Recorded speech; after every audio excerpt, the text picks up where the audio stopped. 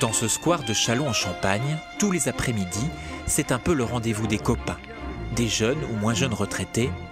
Pour eux, la maison de retraite, visiblement, ça n'est pas d'actualité. Tant que j'arriverai à sortir, je n'irai jamais aux maisons de retraite. C'est tout. Je fais toujours du vélo, tous les jours, mon petit parcours de vélo, c'est tout. Pas de maison de retraite, pas d'hôpital, j'évite ces deux choses-là. Tant que c'est possible. Hein.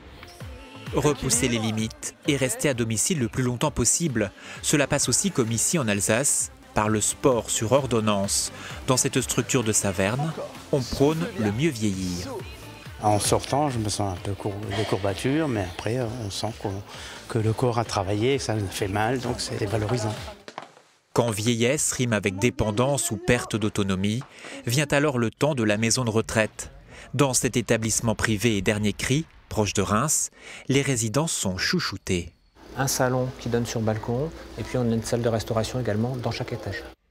Un standing proche d'un hôtel 3 étoiles, la cafétéria digne d'un restaurant gastronomique et des espaces raffinés.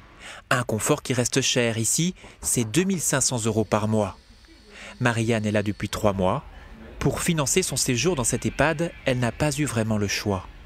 J'ai une maison, alors pour payer, de toute façon il faudra vendre la maison, puis c'est tout. Hein. Puis je resterai ici. De toute façon je ne peux plus être toute seule. Quand on sait qu'en France, les retraites sont de l'ordre de 1 400 € en moyenne, cela n'est pas sans poser problème, ce que confirme le directeur de l'établissement. C'est un sujet. C'est un sujet qui n'est pas abordé de la même façon pour tout le monde, bien sûr. Aujourd'hui, effectivement, les niveaux de retraite ne permettent pas systématiquement de prendre en totalité le coût d'une prestation mensuelle dans un établissement tel que le nôtre. Donc bien souvent, les familles utilisent le patrimoine de leurs parents pour pouvoir effectivement subvenir en partie au coût mensuel. Quel a été votre métier ? J'ai travaillé comme secrétaire chez un architecte. Aux côtés des pensionnaires valides, des pensionnaires en forte dépendance. D'ici 2030, le Grand Est comptera 175 000 seniors dépendants. Cela reste un peu tabou, mais la dépendance, c'est l'une des grosses problématiques des années à venir. Les départements comme la Marne cofinancent le coût de la dépendance à travers l'APA.